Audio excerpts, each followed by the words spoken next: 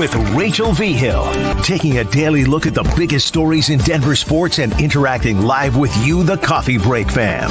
So sit back, relax, grab a cup of joe, and enjoy your coffee break. Here's your host, Rachel V. Hill.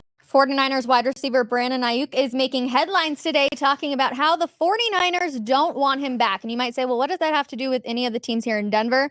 Of course, everybody took to Twitter or X, depending on what you like to call it, about, hey, Broncos, pick up the phone, give him a call for Brandon, maybe trade Courtland Sutton and such. But it's a Marlot Monday. We got James Marlot in the building with us. How are you, my friend? I'm good, Rachel. How are you? I was great. How was your Father's Day? It was fantastic. Did you get anything? You got 3 boys, so do they give you gifts? Yeah, my oldest, who is gainfully employed, buys me gifts now. The other 2 do not, which is fine. It's okay.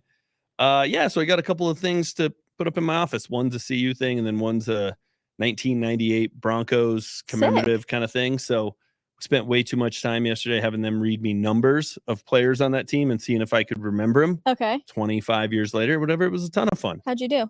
Not bad. I think I did better on that team than if we played that game right now on the Broncos. Yeah, it's definitely part hard. of that's because they change numbers all the time. Yeah. And the roster. Tim Patrick being 12 and not 81, it's going to take me a year to figure it out. That's going to take some getting used to. But no, it was so that was great. Played some pickleball, played some cornhole. Fun. Good weekend. It was good. Good weekend in the Mile High City. I can beat my 12-year-old. He's the only one I can beat at pickleball now. Nice. That's such a dad thing right there for 3 sets. Okay, well, you're obviously having a better weekend than who the heck am I Brandon talking? Aiyuk? Brandon Aiyuk, thank you. I'm sitting here thinking Courtland Sutton because he hasn't had good weekends either. But let's go on with Brandon Aiyuk because a lot of people, like I said, are really excited about the one's done with Courtland Sutton here. And I'm just curious. Courtland Sutton, a 2025 and a 2026 second round pick. Are you making that deal? 3 assets for 1. Probably, because Brandon Aiyuk's a player. Like he's that guy he's a difference maker, and this team has no one on offense who is right now a difference maker. Now we can all say, hey, Jaleel McLaughlin might turn into one, Marvin Mims might turn into one, maybe, but like we know what Brandon Aiyuk is. So he's a household name in the NFL. He'd be the best player on their offense, the second best player on the team. Yeah. The day he walked in the building. So from that standpoint, because I think, he's a significantly better wide receiver, in my opinion, than Courtland Sutton. Yep. You don't know what those picks are going to turn into. I'm a little leery of that, though, because it's like, gosh, have we not learned our lesson with trading away draft picks? Giving away everything. The Russ deal, the Sean Payton deal, which people need to harp on that almost as much as they harp on the Russ deal. And we just remember like the years we were sitting there without a second round pick, and it seems like day 2 of the draft takes forever for the Broncos to do something. But what are the odds that player is going to turn out to be as good as Brandon Aiyuk? So from a player standpoint, I'd make it. My issue is the money the guy wants. Like, are the Broncos willing to pay that? They've spent the whole offseason being relatively frugal. Yep. Which you have to be with the Russell Wilson contract. They don't have a lot of wiggle room. They created their own problem there, so I'm not going to feel bad for them. They got some cap space. They could get some stuff done if they wanted to. They chose to keep the checkbook in the pocket this year, which I get it. You can't be the biggest spender every single year, but so I don't know that they would want to do that deal. What's he want? Like 4 years, $120 million bucks. Yep. Probably 75 to 80 of that guaranteed. Yep. That's a lot of money. That is. And it's a lot more than you're going to have to pay Courtland Sutton if they even decide to do that, which I personally don't think they're going to restructure his deal. And just because this first I've really thought about it, now that we're talking about it, like he's never been the guy. Yeah. Like I think he has number 1 wide receiver talent, but he's also had Debo on the other side, which takes away a lot of the attention. He's also got George Kittle. He's also got Christian McCaffrey. Like he's maybe the 4th best weapon on that offense. Yeah. That helps you shine a little bit. You don't get as many footballs coming your way, but you also don't get the focus of the defense. The defensive coordinator isn't spending all week trying to figure out how to stop you. If he came here, that's the guy everybody'd be trying to stop. So 100%. Is he able to make that leap? I don't know. So I think I've maybe talked myself out of this deal as we spent 5 minutes on it. Also, though, you have to worry. This guy just went and posted a TikTok on his own personal TikTok account, going and talking to Jaden Daniels, being like, bro, they don't want me back. Like, is that the type of leadership that you want in your locker room for a wide receiver number 1 at any point? No, but if you get rid of every guy who does something dumb on social media. We're torching Courtland Sutton for all of that. I get it. And we torched Jerry Jeudy for it. And Russell Wilson got torched for it. But like at some point, like that's just the world we live in now. Like those guys are on that stuff all the time. All the time. It's the equivalent now of 25 years ago. It's like, oh, the guy is always saying something dumb to a reporter. He just can't. He's never met a microphone he didn't like. Yeah. Well, okay. You're still going to have those guys. That's all Instagram and TikTok and everything is now. What do you tell your kids about social media? Are you like, don't read my comments? Stupid. Oh my God. Wait, that's actually really funny. Your comment section is rough, James. It can, but you it have people that do agree with you. I had a little bit this weekend. Yeah, it was you nice. did. I saw some of it. Yeah. It was kind of nice. It like really jumped out. Have No, they they actually get a kick out of it. They'll just screenshot them and send them to me and make fun of me. And yeah, when people are calling you not nice things at all. But no, the lesson I tell them about social media is, hey, that stuff's permanent. True. Employers are going to look at it someday. If you are lucky enough to get recruited by a school to go play a sport there, they're going to look at that. So why don't we hold athletes to the same standard?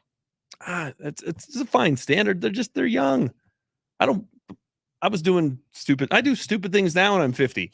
Like, what was I doing when I was 23 or however old Brandon Aiyuk is? 25. I mean, come on. Okay. It's just not that big a deal. I just don't think it's, plus, like, I don't know if he meant it literally. He could have been saying, bro, they told me they don't want me. Like, them not giving me a new deal is them telling me they don't want me. Like, yeah. I don't know that he meant it as literally as we're probably taking it. Oh, interesting. Okay. Well, people in the comments are saying, yeah, they want that deal should go through. Yes, without any hesitation. Somebody says, let Sutton prove himself. Can that happen? We know what Courtland Sutton is. Post-injury, Courtland Sutton, we know what he is. Yeah. Right? I think we saw it this past year. I think that's as good as he's going to be. I don't think he's going to continue to get better and better and better. I don't think he's ever going to be the guy he was before the knee injury where 50-50 balls turn into 90-10 with him. I just think I think he's a really good number 2. Yeah. He's just not a number 1 guy. I think he and Jerry Jeudy were competing all year to see who should be the number 2 this year because they always needed to go get a number 1. I don't think Josh Reynolds is going to be that. So they don't have a number 1 wide receiver? No. Or a legitimate starting running back or a tight end that would start for anybody else in the league. It's pointless anyways to look at this and say, yeah, let's go make a deal for Brandon. Well, it's not pointless. I mean, you got to at some point start improving this roster. Would they have the 32nd best roster in the league per Pro Football Focus if they made this trade? It might be 30. Maybe they'd move up. But to your point always is you have to have a quarterback who's going to get him a ball. That's very true. Is going to be that guy. How good is Brandon Aiyuk at running routes that are under 3 yards? That's a Sean Payton offense. You know what? I saw Bo Nix in person last week for the first time down at minicamp, and I came away impressed. Yeah. Now, I wasn't there the day he threw interceptions and struggled a little bit, but when I was there, he threw the ball on time. He was accurate. Yep. But it was actually the way he interacted with his teammates and not goofing around in between reps, but just sort of, there was a rapport. Having fun. Yeah, there was a rapport with him and his receivers. I'm like, well, that's impressive at any point. Yep. For a guy that has barely been in the building and still getting to know all those guys and all the rest of it. Like, okay, that was good. He showed leadership qualities. That's what I've really been impressed with him is like Zach Wilson. I say this all the time and I don't mean it to be disrespectful. He feels like the step kid in a way. He's just kind of like off to the side. And then you got like the 2 brothers and Jared Stidham and Bo Nix that they're like joking around and laughing at each other when they're stretching and stuff. So it's been such an interesting mix to kind of see how that's worked out. Yeah. But Bo Nix doesn't look like a rookie. And I think that gives people a little bit of hope. But Jared Stidham also still looks like QB number 1 out there. And I think that stresses people out. That's building momentum. Like it feels like that's going to happen. Yep. I think part of that might be, and listen, you can't coddle him forever. At some point, he's going to have to play half his games on the road. So you can't say, well, 3 of the first 4 games are on the road forever. But do you really want him to start his career in Seattle, in that building? Like, that's a tough place to play. But does Seattle even care anymore? It's just, that building's loud. It's just that's a tough venue. Sure. Then you're Pittsburgh here. All right, well, that's Russell Wilson return. That's going to be a madhouse. It's like you're going to get compared to what Russ does that day, which is going to be fantastic. Yep. Then you go to Tampa. I do think Pittsburgh's going to win. So to your point, go to Tampa with mediocre team. They're a playoff team last year, but somebody had to win the NFC South. And then the Jets. Like, okay, the Jets. Well, they may be good depending on what up with Aaron Rodgers, but like, talk about some tough fans. I don't know that that's the first 4 games I want my rookie quarterback playing. Throw them Week into 5, the Wolves, right? You got Vegas coming in here. Okay, that's better. But so what? You're going to give him 6 games and then figure out that he's not the one? I'm just saying, like, I think that might be their thinking. Like because they're setting us up for Jarrett Stidham starting week 1. But he's also been in the, this routine a little bit longer. He knows Sean Payton's offense, all of that kind of stuff. Well, if he doesn't look a little bit better, then I'm concerned. But everybody tells me they had to change the offense for Russ. So then he didn't learn anything last year being here. He didn't learn Sean Payton's offense. He learned the Russ version of it. So see, people just make up the narrative that you also just want Russell Wilson to succeed. Fits their story and bashes Russ. Your smile tells it all. You want Russ to succeed so bad, though. Oh, yeah. I'm rooting for him. Yeah. I like Russ. Clearly.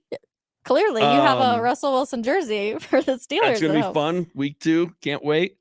But no, I mean, Jarrett Stidham started 4 games. Like everybody talks about, he's the veteran. It's like he's played 4. He's had 4 starts. You're one still of which out there practicing every single day with it. I don't know. I would listen. I get not setting him up for. I said this on the morning show today. Mm-hmm. I don't want to set the kid up for failure, and I think that those first 4 games kind of is setting him up for failure. So But the month of November when you have the Ravens, that's going to be brutal too. You can't protect him forever, but for the most part, unless you have a quarterback on the roster who, hey, he makes us a playoff team, right? Like everybody always talks about Aaron Rodgers. Like, well, he was sitting behind Brett Favre, or Jordan Love. He was sitting behind Aaron Rodgers, and even Mahomes. Alex Smith was the number 1 overall pick at one point. Yeah. They were a playoff team in Kansas City. They're winning the AFC West. Like, if Jarrett Stidham starts week 1, then Sean Payton is telling us we can make the playoffs. Otherwise, what's the point? Yeah.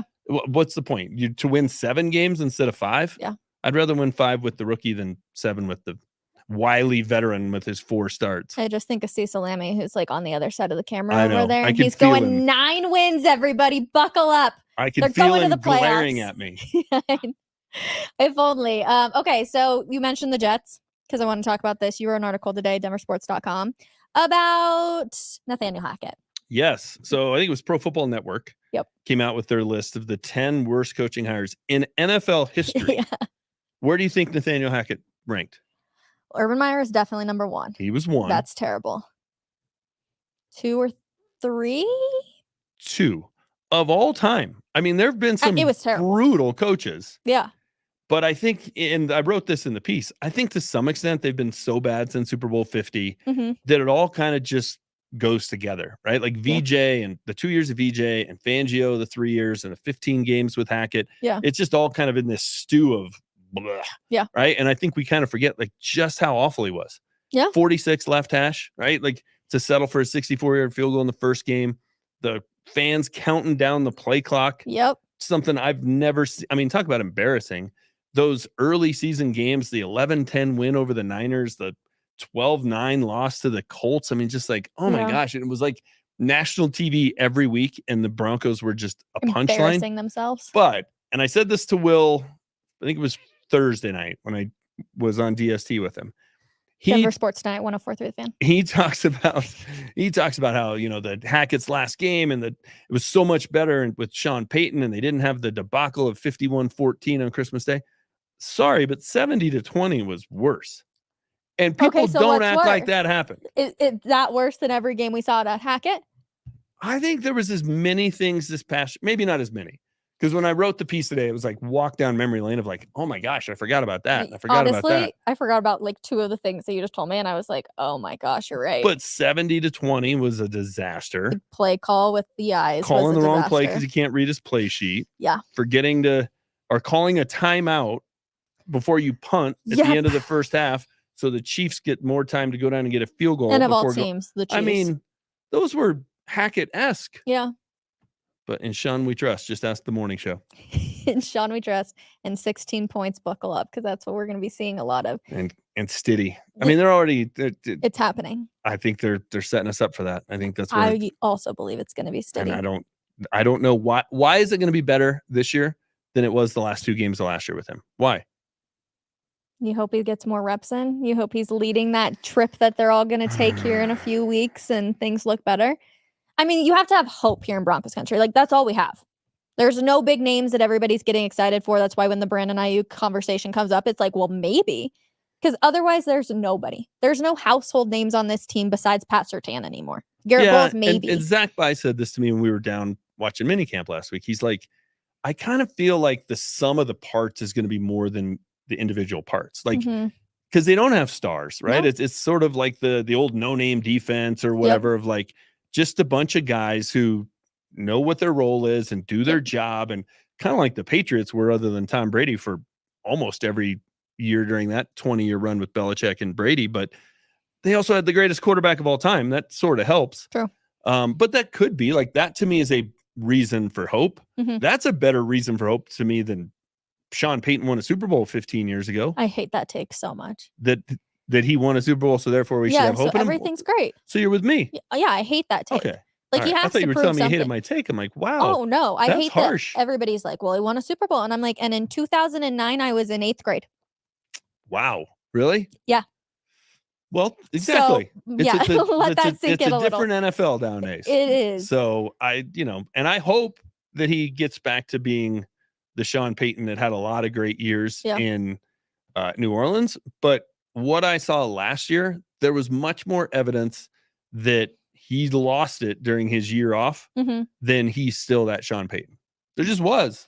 Yeah. See, now I'm sitting here thinking of which take I hate more on Sean Payton. Is it the fact that he won a Super Bowl in 2008, nine, or the fact that he was going to take Patrick Mahomes but couldn't get up there quick enough to trade? And I'm like, that's a terrible take too. Like, that's so easy to say. I was going to take Patrick Mahomes. It's convenient. Yeah. Oh, pisses me off. Okay. I want to go to some of these comments. And a lot of people are just saying you can't babysit Bo, so let him go. Wait, that's like actually run. There's your next column. You can't babysit Bo, let him go. I mean, you could listen, you can talk me into that. I just think they're setting us up they're going to go with Stidham, so they're not setting him up for failure. Yeah. If you made me decide, I would say just play the kid. Yeah. I mean, John Elway started first game in Pittsburgh with Jack Lambert standing across the line of scrimmage from him without his teeth and just snarling and drooling and all the rest of it. Like, then he had to go to Baltimore, which was the team that he said he didn't want to play for. That was rough. So, you kind of got to throw him in there. I think even for just Broncos country, like, nobody's excited about Jarrett Stidham. We actually have some guests sitting in here. If I look at all three of you guys right now, does Jarrett Stidham get any of you excited? Yeah, everyone's shaking their head like, no, it's not happening. Does Bo Nix get you excited? So then, like, see what the kid can do. Why not? They're almost identical out there in training camp. So do it. Listen, I'm fine with that. I just think Sean Payton is going to protect his quarterback. Or is he going to protect his ego? I think that's part of it too, because he'll always have that card he can play, right? Of like, we had to go with the veteran. We want to make sure they got the kid ready. Yep. Then you play that card at some point in the season, and then you can always say that, well, he hasn't had a whole year yet. We got to get through the offseason. Like, he's buying time with this nonsense. That's what I think is going on. Interesting. All right, James Marlot on a Marlot Monday. You guys, thank you so much for all of the comments. I love them. Keep them coming. Let me know, would you start Bo Nix week 1 down there? And we will see you guys tomorrow, Denver Sports Daily at 10 a.m. and right back here for Coffee Break at 12 p.m. Bye, everybody.